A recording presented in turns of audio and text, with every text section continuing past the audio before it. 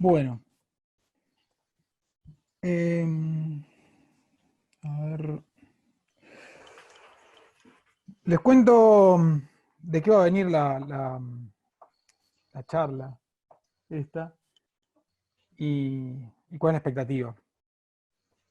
La idea es hacer una introducción, como dice el título, a microscopía, bastante orientada a los usos de biología molecular y celular. Eh, Después, el año que viene, en microbiología, nos encontraremos de vuelta para seguir charlando sobre microscopía, pero desde otra perspectiva, una perspectiva mucho más microbiológica. Así que algunas cosas que tal vez estaría buena tenerlas vistas como más vinculadas a microscopía óptica tradicional, no las vamos a ver, las vamos a pasar de largo, nos vamos a concentrar en técnicas bien relacionadas a biología molecular y celular. Especialmente todo lo vinculado o bastante lo vinculado a fluorescencia y a microscopía electrónica. O ¿Bien? sea, Carlos, te tienen de tercero a quinto. Tienen el gusto. Sí, sí, es amor o odio, acá no hay salida. Me Es tienen como los permanentemente. maestros de la Waldorf. Te gusta bien, si no, te Sí, llevas no, re mala mal. suerte, viejo.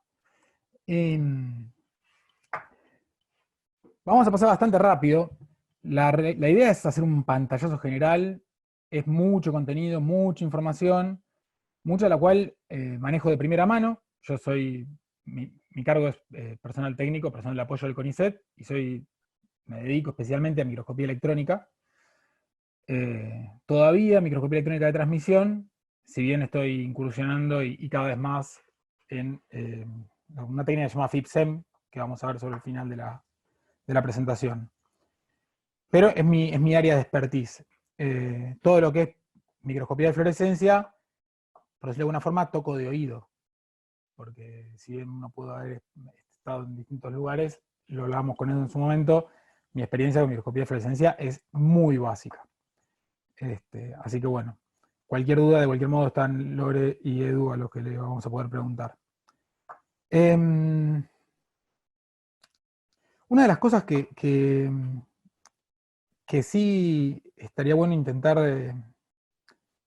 o el objetivo tal vez de la charla, el objetivo general, es desvincular esta idea de que la microscopía es simplemente magnificar más que una lupa.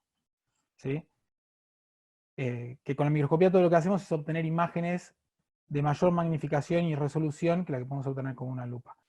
La microscopía es algo hoy bastante más complejo, es un instrumento de medición, es un setup de ensayos, y nos entrega no solo imágenes, sino que nos entrega planilla de resultados.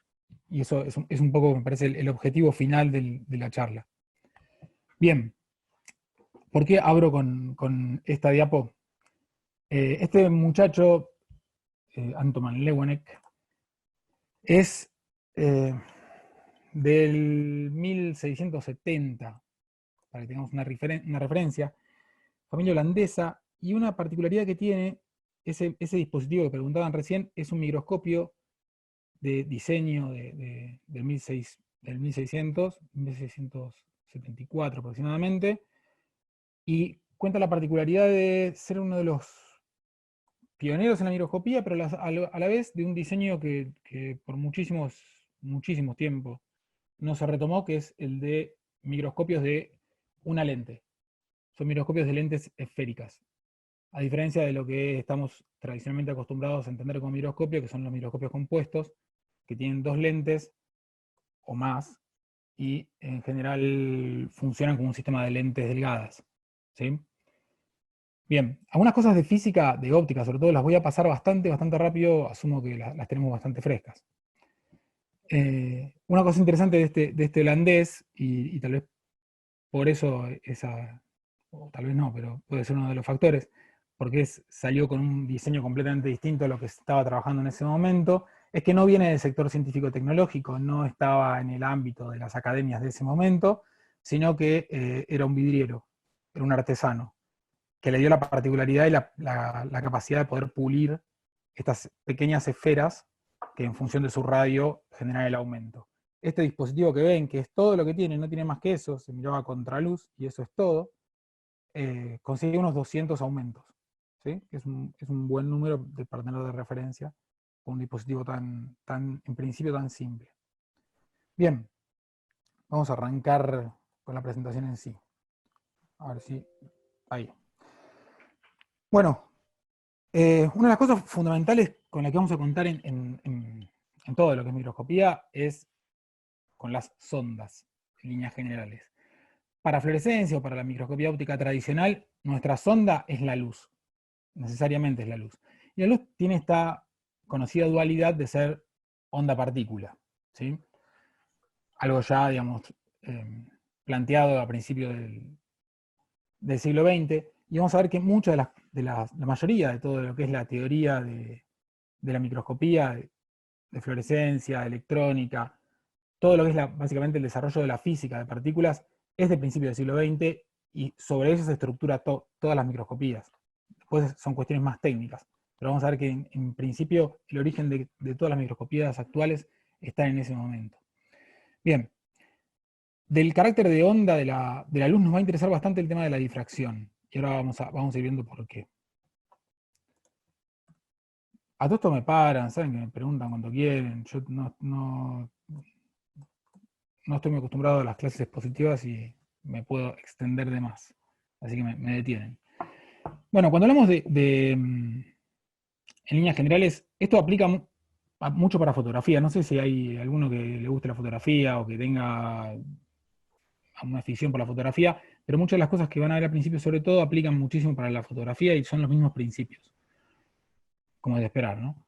Bien, en los diseños y muchos de los problemas que tenemos cuando hablamos de microscopía para poder avanzar en mayores magnificaciones con buena resolución, es hacer construcciones cada vez más eficientes a la hora de transmitirnos la imagen.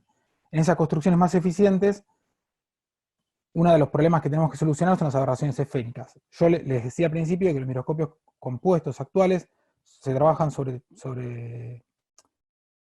lo que es la física de lentes delgadas, y las lentes delgadas presuponen que las lentes no tienen tamaño, son planos.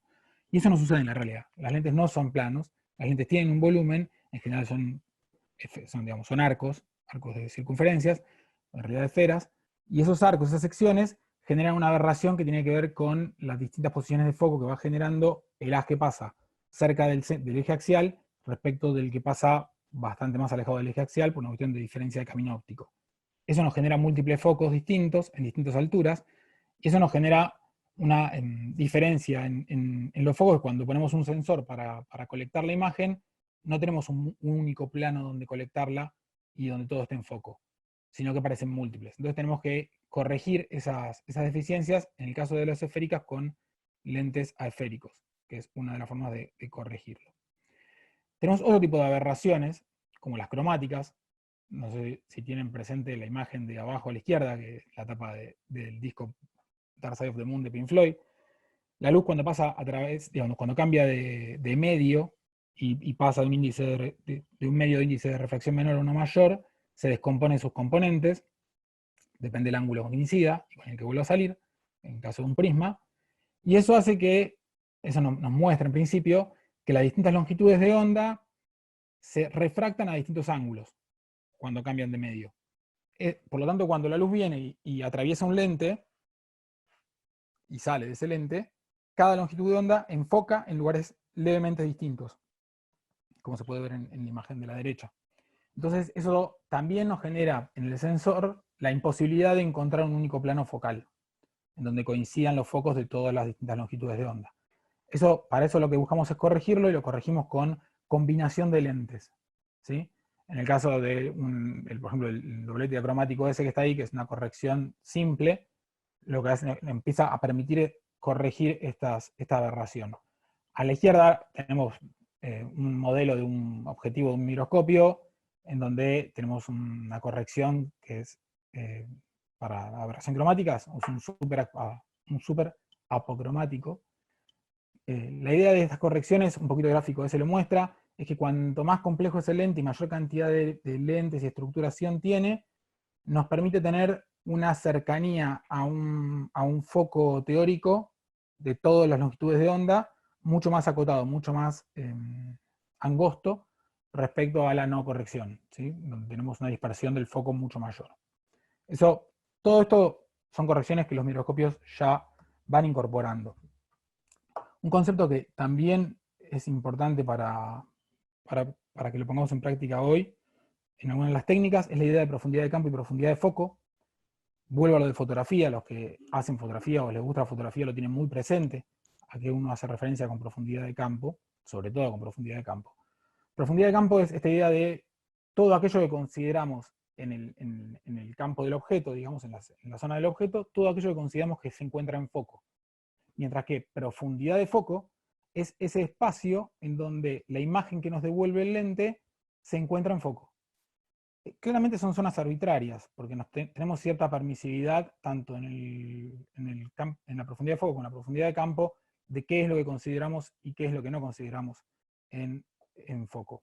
Pero lo vamos a usar un poquito más adelante. ¿Por qué pongo los ejemplos de una lupa estereoscópica y un microscopio? Una de las condiciones, hoy por hoy, digamos, las lupas estereoscópicas, los aumentos más altos que tienen son superiores a los aumentos más bajos del microscopio. Entonces, cuando hablamos de lupa, no es que las lupas simplemente tienen aumentos menores que el microscopio, porque eso es falso. El microscopio tiene aumentos que están por debajo de la lupa. Una de las grandes ventajas de la lupa, por la construcción que tiene, es tener una gran profundidad de campo en sus imágenes. Nos permite tener un montón de planos distintos de nuestro objeto en foco simultáneamente. Mientras el microscopio, por la construcción que tiene y porque, digamos, para poder seguir avanzando en los aumentos y en las magnificaciones, eso lo vemos impedido. Bueno, ya hemos corregido las aberraciones, hemos entendido esto de cómo necesitamos construir un microscopio de forma tal de poder mejorar la calidad de imagen, para poder aumentar la magnificación y mantener una buena resolución. Ahora bien, una de las cosas que incorporamos en los equipos es esta idea de apertura numérica, y que tiene que ver con la cantidad de información que va a ingresar en nuestro sistema. Muy brevemente, es una cualidad que tienen los objetivos de los microscopios, y que hay que tener en cuenta a la hora de ver el tipo de imagen en función de la magnificación que tiene. La apertura numérica, para que se entienda, tiene básicamente relación con dos parámetros. Una es el ángulo pensando nuestro objeto como una fuente puntual de luz. La apertura numérica contempla desde esa fuente el ángulo de haces que se incorporan al objetivo. ¿Sí? Pueden verlo arriba, que va desde, no sé, 15 a 72 grados, en función de la posición del objetivo, que sería el plano de trabajo, ¿no? Y el otro factor que interviene en la apertura numérica es el índice de refracción del medio que hay entre nuestro objeto a evaluar y el objetivo.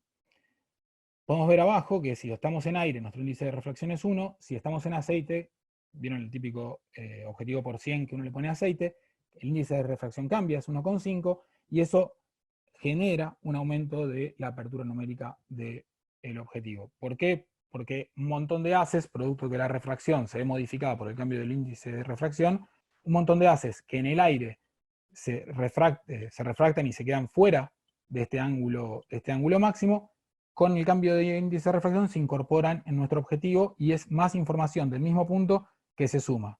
¿Para qué queremos más información? Bueno, tenemos que definir resolución para eso y entender por qué la necesitamos.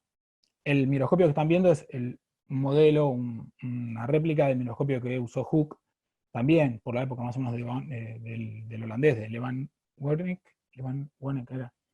Es un modelo mucho más similar a los que usamos nosotros, donde tenemos una zona que es la zona que sería del lente objetivo y una zona que sería la del lente ocular, un modelo compuesto tradicional, como una fuente de luz.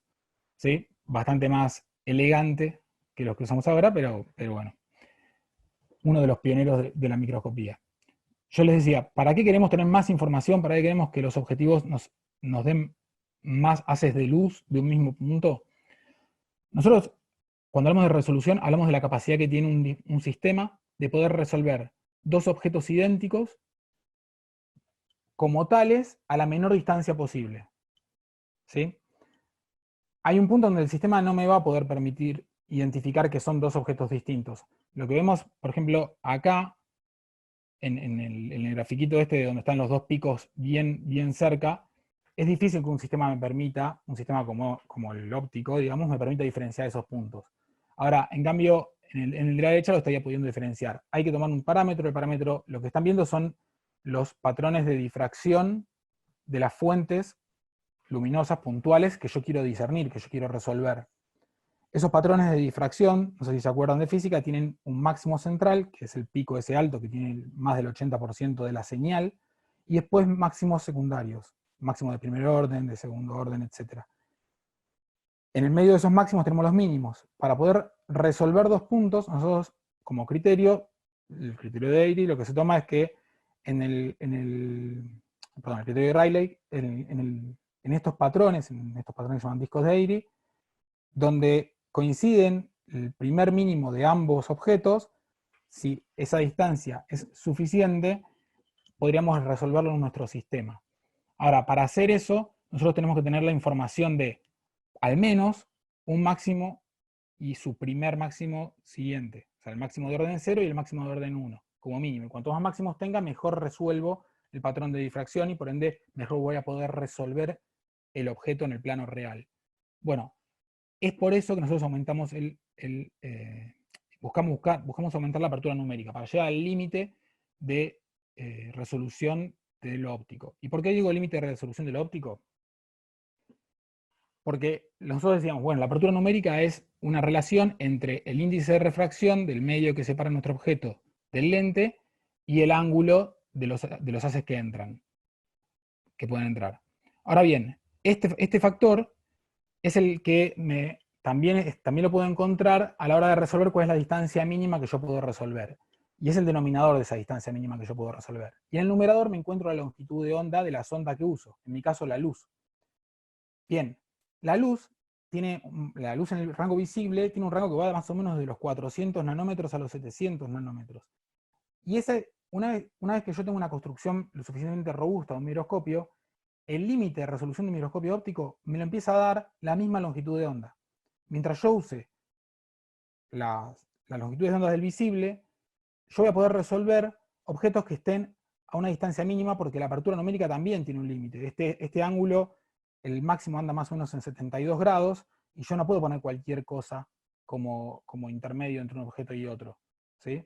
Entonces también tengo valores de índice de refracción relativamente bajos. Eso me limita en mi denominador, y en mi numerador también estoy limitado por la longitud de onda del visible. Eso hace que este valor tenga un límite. Ese límite anda más o menos cerca de los 200 nanómetros cuando se optimizan todas las condiciones. Y eso es lo máximo que yo podría resolver en un sistema óptico completamente mejorado como para que llegara al límite de resolución. Vamos a ver que todas las técnicas que logran resolver por debajo de eso es porque utilizan un postprocesamiento de imagen o alguna cuentita de más. Si no, la otra opción que tenemos para poder romper ese límite de resolución es pasar a la microscopía electrónica, en donde ya no usamos luz como sonda, sino que lo que pasamos es a usar una corriente de electrones, un haz de electrones como sonda.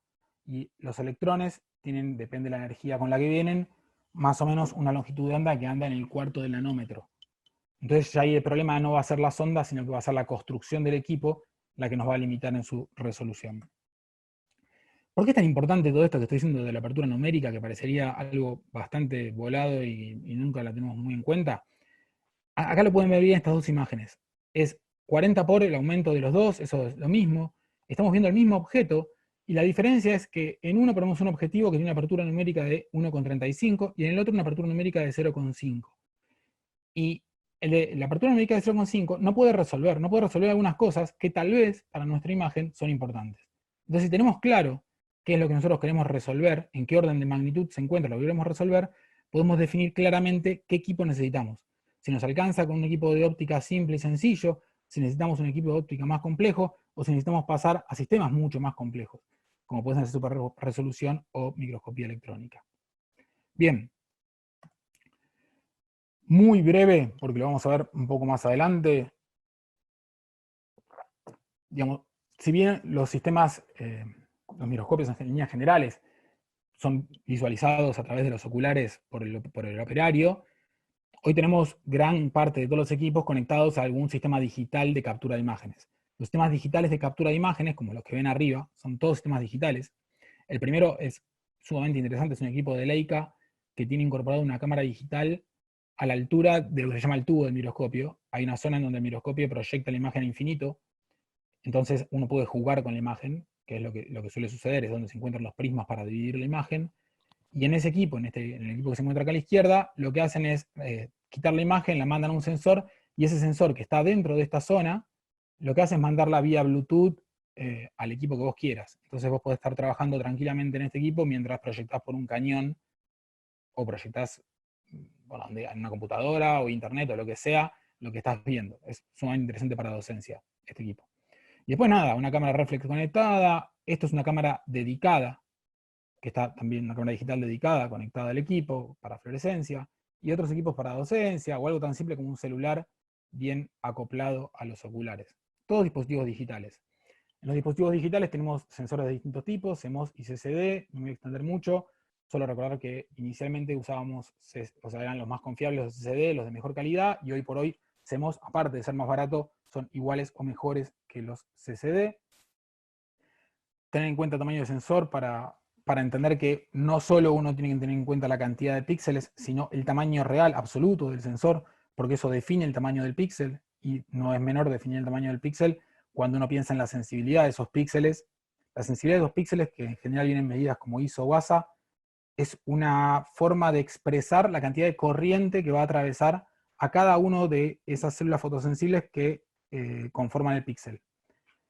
Esa cantidad de corriente que pasa por cada una de esas fotocélulas que conforman el píxel, cuanto más corriente pasa, más sensible está esa fotocélula a la presencia de luz. También, cuanto más corriente pasa, más ruido hace esa fotocélula a la fotocélula de al lado. Entonces, cuanta más corriente, más sensibilidad le pedimos a un sistema, más ruidoso se transforma. Para fluorescencia, donde muchas veces necesitamos mucha sensibilidad, si no tenemos la cámara adaptada de cierta manera, se pueden generar imágenes muy ruidosas. Una forma de adaptarla es justamente refrigerando las cámaras. Y piensen que también empresas dedicadas como Leica o Zeiss son empresas que tienen un mercado, en principio, para algunos de estos dispositivos muy, pero muy pequeño. Entonces, muchas veces el costo de los equipos está vinculado directamente con el tamaño del mercado, y no tanto con el valor real del equipo, por decirlo de alguna forma. Y pueden ser reemplazados por alternativas bastante más económicas, ¿sí? Entonces tenemos que tener muy claro qué es lo que queremos ver, para qué queremos el equipo, para entender qué equipo necesitamos. Porque muchas veces, cuando tienen la posibilidad, hay un exceso en la adquisición de un equipo que tal vez no es tan necesario para un objetivo puntual, ¿sí? Es bastante común de encontrarse con ese exceso. Les decía que vamos a estar muy orientados a fluorescencia y a microscopía electrónica, cosas como campo oscuro, contraste de fase, DIC o microscopía de luz polarizada, y junto con la microscopía óptica, que veremos más en profundidad, lo vamos a dejar básicamente para cuando estén en microbiología, que son técnicas que se aplican mucho más.